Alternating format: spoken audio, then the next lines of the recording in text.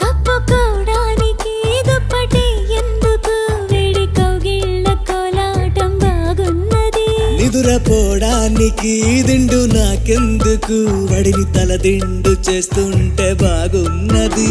ఈ దిక్కు చూస్తూ ఉన్నావు నా దిక్కు నువ్వే అనిపిస్తావు ఇన్ని నాళ్ళు లేని బాగోతం బాగుంది